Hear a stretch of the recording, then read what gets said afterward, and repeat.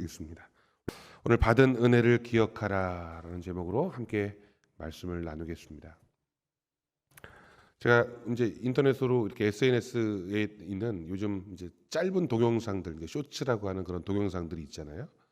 그런 동영상들을 이렇게 보다가 눈에 띄는 영상, 또 기억에 남는 영상이 하나 있었습니다. 미국 뉴욕의 한 주택가에서 한 부부가 우연히 앞집에 사는 또 다른 부부의 모습을 보게 됐습니다. 그 앞집에 살고 있는 부부는 젊은 신혼 부부였어요. 이 중년의 부부가 창밖을 내다보다가 길 건너편에 그 젊은 부부가 사는 그 집 창문 안에서 부부가 함께 사랑을 나누고 있는 장면을 목격하게 됩니다.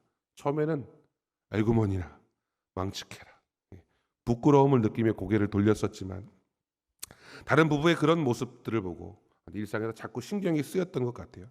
그래서 부부는 일상 시간이 날 때마다 그쪽 집을 바라봅니다. 그럴 때마다 이 젊은 부부의 모습이 눈에 띄는 거예요. 남편이 사랑스럽게 아내의 머릿결을 쓰다듬어 주는 모습, 또 입맞춤을 하는 모습, 등 뒤에서 허그를 해주는 모습 등 이 젊은 부부의 일상을 계속 관심 있게 보게 됩니다. 이거 범죄죠. 근데 그런 범죄라는 그런 거 말고 이제 뭔가 이 중년 부부가 그 젊은 부부들의 모습을 보면서 느끼는 바가 있었던 것 같아요. 평소 무료한 삶을 살아가던 이 중년 부부는요, 그런 젊은 부부의 그 아름다운 그 사랑의 모습을 너무 부러워했습니다. 서로가 서로를 아끼는 것 같고 마음껏 사랑하는 그 모습이 너무 부러웠어요. 이 중년 부부가. 중년의 부부는 영상에서 보니까 중년의 부부가 서로 얼굴을 바라봅니다. 한숨만. 우리 혹시 여기 부부끼리 같이 나오신 분들이 계시면 한번 우리 눈을 한번 마주봐 주시겠어요? 네. 이런 일상이 반복되던 어느 날이었어요. 이제 영상이 마무리되는데 또 그날도 관심 있게 그 부부가 어떤 삶을 살고 있는가 부러운 마음으로 창밖을 내다봤는데 젊은 부부의 남편이 침대 위에 누워 있습니다. 그런데 얼마 전과는 다르게 매우 초췌한 모습, 어딘가 아픈 사람의 얼굴을 하고 있는 거예요. 젊은 아내는 남편 옆에서 손을 꼭 잡고 앉아 있는 모습을 보았습니다. 그런데 바로 그날 저녁 시끄러운 앰뷸런스 소리가 들리고 911 구급대원들이 그 부부의 집으로 들어왔어요. 그리고 젊은 남편이 들것에 실려 나옵니다. 근데 얼굴에는 흰 천이 덮여 있어요. 그리고 젊은 아내는 길거리에 주저앉아 슬피 울고 있는 겁니다. 이 중년의 부인이 너무 놀란 나머지 자신의 건물 밖으로 뛰어나와서 이 길거리에서 울고 있는 이 젊은 여성을 물끄러미 바라봅니다. 중년 여성은 가까이 다가가서 위로의 말을 전하는데 그 젊은 여성이요, 뜻밖의 말을 해요. 사실 이 젊은 부부도 길 건너편에 있는 자신의 집을 늘 관심 있게 바라보았다는 거예요. 건강하고 평안한 가정, 사랑스러운 자녀들과 함께 북적북적 사람 사는 것 같은 그런 분위기, 젊은 여인과 그 남편은 함께 같이 저렇게 늙어갔으면 좋겠다라고 하는 부러움의 시선으로 그 중년 부부의 가정을 바라보고 있었던 거죠. 서로 그렇게 바라보고 있었던 거예요. 이 젊은 부부는 남편이 이제 중병에 걸려 있었고, 그래서 자신의 목숨이 살아있는 한 뜨거운 사랑을, 그래서 정말 사랑을 하자 했지만 이 젊은 부부에게는 무엇이 부러움이었습니까? 오래도록 행복하게. 여러분, 제가 이 동영상을 보면서 우리가 나에게 주신 하나님의 은혜가 어떠할진데 나는 내가 가진 그 은혜를 감사하기보다는 남들이 가지고 있는 어떠한 것에 부러움을 느끼고 있지 않을까. 여러분, 우리는 하나님께서 나에게 주신 은혜는 보지 못하고 다른 이들의 행복을 부러워합니다.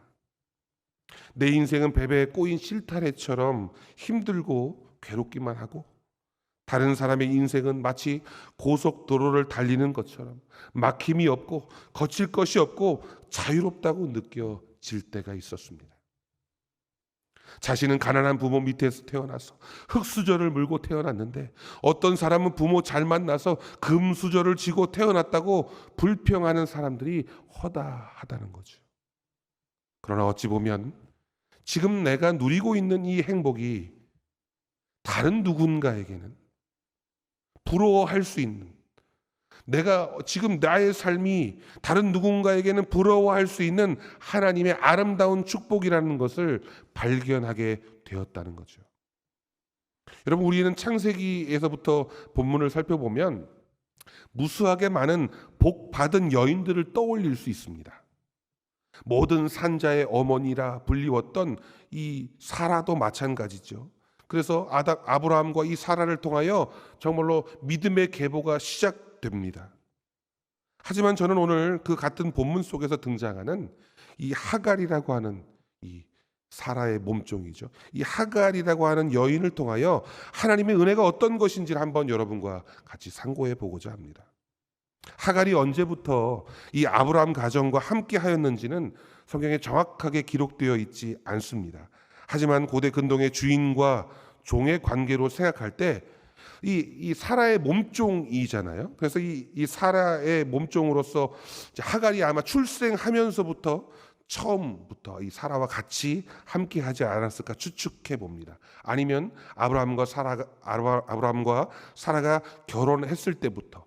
그래서 학자들은 이 하갈 이 사라의 몸종을 애굽 여인이다라고 이렇게 주장하는 학자들도 있습니다. 여러분, 이 하갈, 이 몸종이라고 하는 이 하갈의 삶은 어땠을까요? 분명한 것은 노예는 아닙니다. 노예는 아니었지만 유대 민족이 생성되기 이전이잖아요. 아브라함으로부터 후에 유대 민족이 만들어지는 거니까 유대 민족이 생성되기 이전에는 어떤 인종적인 차이가 있는지는 정확히 알 수 없습니다. 하지만 이제 아브라함이 메소포타미아 지역에서 거주를 했고, 그리고 이제 애굽을 지나 가나안 땅으로 들어왔으니까 아마 그 사이의 유사 민족이라고 볼 수 있죠. 노예는 아니었을지라도 한 가문에 속한 여종으로서의 삶은 여러분 각박하고 험난했을 것이다라고 짐작합니다. 주인은 아니니까요. 이른 아침부터 밤 늦게까지 자신의 개인의 삶은 없고 오직 주인의 명령에 순종해야 하는 종의 삶을 살았을 것이라는 겁니다. 여러분, 그렇다면 종된 사람으로서 행복이란 뭘까요? 아프지 않는 것, 배고프지 않는 것, 뭐 이런 것쯤이라고 봐도 무방합니다. 여러분, 이 종의 삶은요, 함부로 자신이 원하는 결혼을 할 수도 없습니다. 그리고 원치 않는 결혼을 해야만 할 수도 있다는 거죠. 그래요. 그래서 사라가 자신의 몸종, 그러니까 이 하갈을 자신의 남편에게 첩으로 주는, 그래서 강제로 결혼을 맺게 하는 그런 일들을 우리가 말씀을 통해서 볼 수 있잖아요. 도망쳐 볼까? 그런 생각을 하지 않았을까요? 젊은 여인이었거든요. 도망치다가 잡힌 종은 노예로 강등되어 더욱 모진 삶을 살아야 하는 그 당시의 어떤 풍습 때문이지 쉽사리 마음먹은 대로 실천하기는 어려웠을 것이라고 추측해 봅니다. 지금까지는 이제 추측이었는데 이제 하갈이 느꼈을 아브라함과 함께하는 그 공동체의 삶은 어떠했을까요? 하란을 떠나 애굽으로 내려갔다가 가나안으로 정착하는 과정 속에 함께했을 하갈은 아브라함과 함께 역사하신 하나님, 바로 그 여호와 하나님을 알게 되었을 것이다. 여러분, 창세기 15장에 보면 아브라함과 하나님께서 진행하셨던 횃불 언약이 등장합니다. 그리하여 하나님이 아브라함과 이제 관계를 맺으시고 내가 너의 하나님이 되겠다, 너에게 약속을 줄 것인데 하늘의 별과 같이 바다의 모래와 같이 너에게 후사를 줄 것이다, 너의 태를 통하여 아들을 줄 것이다 라는 약속들이 있었단 말입니다. 이 모든 과정들을 지켜봤을 이 여종이에요. 아브라함은 하나님과 동행함으로 그의 삶이 어떻게 변하는지를 체감했습니다. 여러분, 아브라함이 하나님과 동행하면서 어떻게 됐어요? 가는 곳마다 하나님이 그를 지켜주시고 보호하시고 인도하셨다는 거예요. 점점 그의 재산이 아무것도 하지 않았음에도 불구하고 불어나서 마침내 거부가 되고 아브라함의 공동체는 더욱더 큰 힘을 얻게 됩니다. 그런 하갈에게 원하든지 아니면 원치 않든지 간에 기회가 찾아왔습니다. 몸종이었던 자신의 신분에서 아브라함과 사라의 사이에 자식이 없었고 하나님의 약속이 있었던 그 횃불 언약의 그 약속이 있었던 기간, 이미 10년이 지나버렸습니다. 그 사이에 자손이 태어나지 못했어요. 10년을 기다렸지만 하나님이 주시겠다고 하는 그 자손이 보이지 않자 아브라함과 사라는 그 마음속에 다른 생각이 들어가게 됩니다. 창세기 16장 2절을 우리가 함께 말씀을 통해서 보도록 하겠습니다. 같이 읽겠습니다. 시작. 사레가 아브라함에게 이르되 여호와께서 내 출산을 허락하지 아니하셨으니 원하건대 내 여종에게 들어가라. 내가 혹 그로 말미암아 자녀를 얻을까 하노라 하매 아브라함이 사레의 말을 들으니라. 분명한 것은 하나님께서 아브라함과 사레에게 너희에게서 아들을 주실 것이다 약속하셨는데, 인간적인 생각으로 본다면 자신이 나이가 벌써 8이 넘어가면서 우리 사이에서 사레가 자신의 몸을 보면서 내가 아이를 출산할 수 없다라고 단정짓게 되는 거죠. 그래서 그것을 하나님이 출산을 허락하지 아니하셨다 여기고 그들 스스로 방법을 찾게 되는 겁니다. 인간적인 방법이죠. 언약의 중심 사상으로 본다면 아브라함과 사레는 하나님의 언약을 신실하게 믿지 못한 것이 되는 겁니다. 바로 이러한 불순종으로 말미암아 결국 후대에 그들의 민족 가운데 다툼의 씨앗이 만들어지게 되는 상황이 벌어지게 됩니다. 여러분, 하나님께서 자신의 형상대로 지으신 모든 인간을 사랑하시는 이 하나님의 이 창조의 섭리로 볼 때 하나님은 이 하갈에게도 계획하시고 뜻하심이 있으셨다라는 걸 오늘 저와 여러분들이 깨닫게 되기를 바랍니다. 어떤 이에게는 불순종의 결과였을지 모릅니다. 아브라함과 사라에게는 이것이 불순종의 결과일지 모르겠지만 또 다르니 어떤 이에게는 뜻밖의 은혜로 나타나게 되는 거죠. 하갈이요 아브라함의 아이를 잉태합니다. 여러분, 이것은 무엇을 의미할까요? 하갈에게 있어서 신분의 변화, 신분 상승이죠. 더 이상 여종의 신분이 아닌 주권자, 자신의 주권자의 생명을 잉태한 여인으로서 대접을 받을 수 있게 되는 겁니다. 창세기 16장 11절을 한번 같이 읽어볼까요? 같이 읽겠습니다. 시작. 여호와의 사자가 또 그에게 이르되 내가 임신하였은즉 아들을 낳으리니 그 이름을 이스마엘이라 하라. 이는 여호와께서 내 고통을 들으셨음이니라. 하갈이 겪었던 그 고통을 하나님께서 알고 계시고 그 고통을 덜어주셨어요.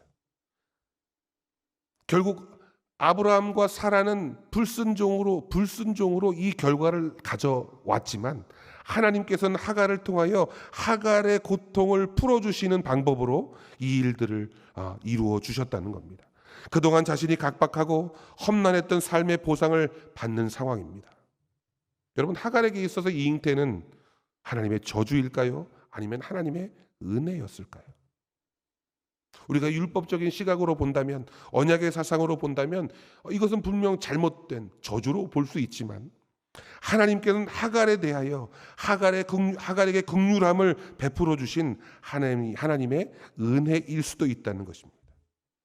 여러분, 하나님께서는 각 사람에게 어떠한 계획과 뜻을 가지고 계십니다. 흔히 우리는 그것을 사명이다, 그것을 비전이다 라고 말하기도 합니다. 물론 인간의 부족한 생각과 개입으로 일부 방향이 그것이 수정되어지고 변화되기도 하지만 결국 하나님의 놀라운 뜻과 계획은 반드시 성취되는 줄 믿으시길 바랍니다. 하갈에게 결국 하나님의 은혜와 긍휼이 내려왔다면 하갈은 그 은혜를 받고 그 은혜를 누리는 자로서 결국 하나님께 감사하고 하나님이 베풀어 주신 그 은혜를 축복으로 여기고 살아야 했던 거죠. 만약 여러분에게 하나님의 은혜가 그렇게 임하게 된다면 여러분들은 그것을 감사함으로 또 하나님이 준 축복으로 받아 사시기를 간절히 축원합니다. 그런데 하나님께서 하갈의 고통을 들으시고 하갈을 긍휼히 여겨 주셔서 하갈이 아이를 가질 수 있도록 아브라함의 아이를 잉태하도록 하셨다라고 말씀하셨잖아요. 바로 그런 은혜를 베풀어 주셨음에도 불구하고 하갈은 미처 자신이 알고 있는 그 하나님에 대하여 성숙한 신앙의 모습을 갖지 못했다라고 하는 겁니다. 자신의 여주인인 사레는 잉태하지 못하는 상황에서 자신이 얻은 이 축복의 결과를 함부로 낭비했다는 사실을 우리는 기억하면 좋겠습니다. 사레의 말에 의하면 이 하갈이 사라에게 어떻게 대했는지 창세기 16장 5절입니다. 창세기 16장 5절을 함께 같이 읽겠습니다. 시작. 사레가 아브라함에게 이르되 내가 받는 모욕은 당신이 받아야 옳도다. 내가 나의 여종을 당신의 품에 두었거늘 그가 자기의 임신함을 알고 나를 멸시하니 당신과 나 사이에 여호와께서 판단하시기를 원하노라. 하갈이 여주인인 사레를 멸시하였다고 증언하고 있습니다. 여러분, 내가 누리고 있는 은혜와 축복이 그것을 받을 수 없는 존재였던 자기 자신에게 정말 과분한 것이고 정말 이것을 갚을 수 없는 은혜인 것을 인정해야 하는데 그것을 인정하지 못할 때 그 은혜를 받았음에도 그의 삶의 태도가 변질될 수 있다는 겁니다. 우리나라 역사에도 보면요, 이런 비슷한 이야기들이 참 많습니다. 저는 이게 옛날 우리나라 조선왕조 이 숙종 시대 때 숙종은 아주 우리나라 조선 시대에 강력한 왕권을 가지고 있던 대표적인 군왕입니다. 근데 숙종의 아내가 있었어요. 인현왕후라고 하는 드라마 기억하실지 모르겠지만 그 인현왕후라는 왕비가 있었습니다. 아이를 못 낳아요. 그래서 후궁을 봅니다. 그 유명한 장희빈이죠. 이 장희빈이 왕자를 잉태합니다. 그럼 어떻게 됩니까? 왕자를 잉태하고 나니 이제 콧대가 높아졌죠. 그래서 인현왕후를 폐위시키고 자신이 중전의 자리에 올라가는 역사가 우리나라에도 있더라는 거예요.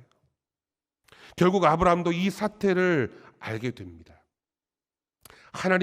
하나님께서 판단하시기를 바라는 마음.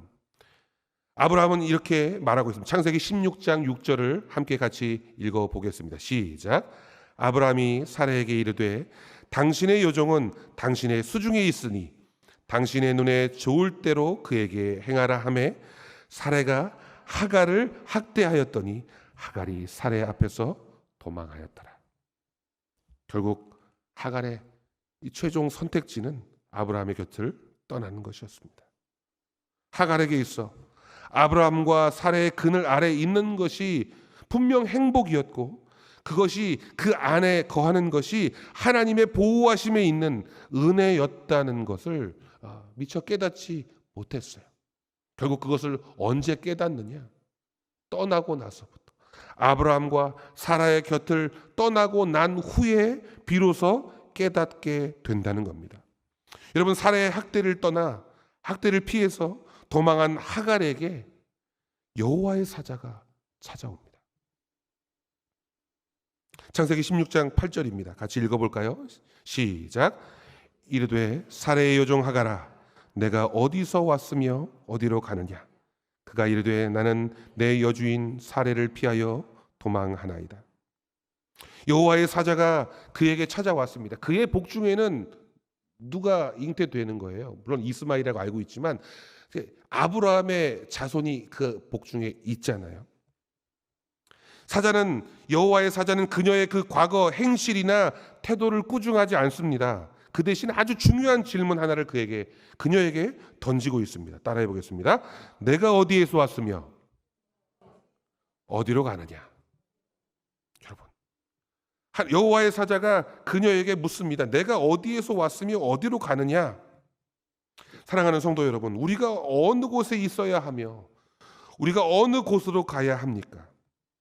하나님께서 나를 사랑하시고 나에게 깨닫지 못하는 부분까지 넉넉하게 베풀어 주시는 그 삶을 떠나서 잠시 잠깐이지만 고난을 피해 어려움에서 벗어나기 위해 하나님께서 원하지 않는 방향으로 나아가는 것, 그것은 지혜로운 자의 선택이 아닐 것입니다.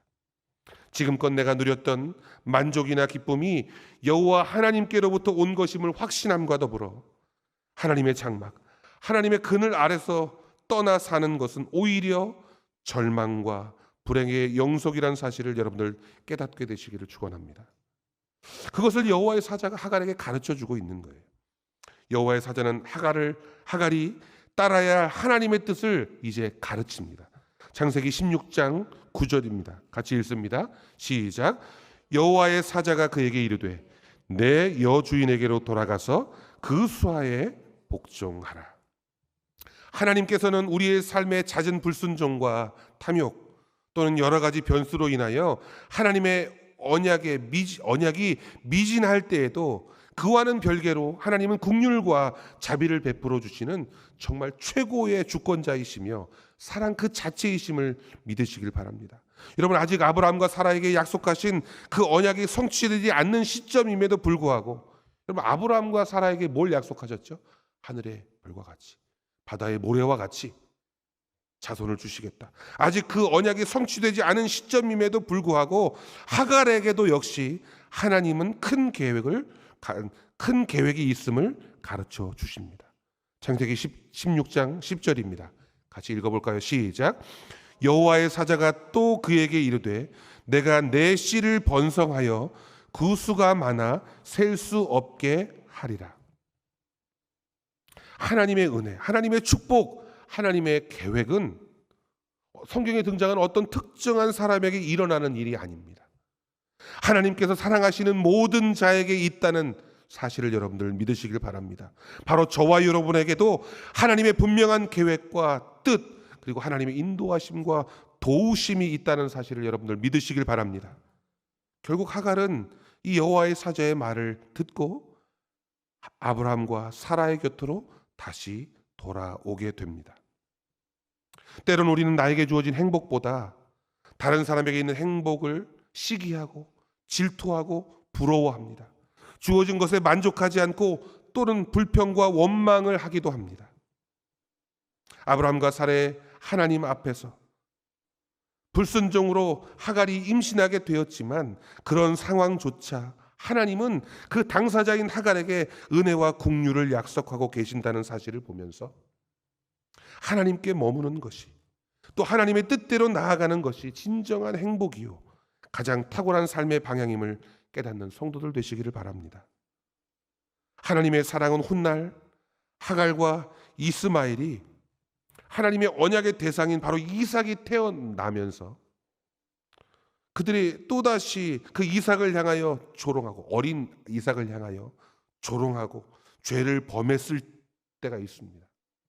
그랬을지라도 그들이 광야로 쫓겨나게 돼서 아브라함이 진노하고 그들을 광야로 내어 쫓았어요. 그들을 광야로 다시 내어 쫓게 되었을 때에도 그때에도 변함없이 돌보시는 하나님의 모습이 나타납니다. 내가 너의 아들의 슬피 우는 소리를 들었다. 내가 너의 생명을 지켜주겠다라고 하는 하나님의 약속이 그들에게 계속되고 있다는 사실입니다. 여러분, 하나님의 사랑은 저와 여러분에게 변함없이 있다고 하는 사실을 믿으시길 바랍니다. 마지막으로 우리가 함께 이 로마서 5장 8절을 함께 같이 읽어보겠습니다. 같이 읽습니다. 시작.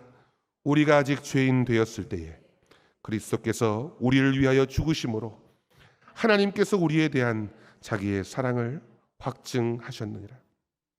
여러분, 하나님께서는 비록 우리가 죄인의 길에 서 있다 할지라도 우리를 깨닫게 하시고 변화되기를 바라십니다. 하나님께서는 언제나 신실하신 약속을 이행하실 뜻을 가지고 계시다는 것을 오늘 이 말씀을 통해서 여러분들 믿으시길 바랍니다.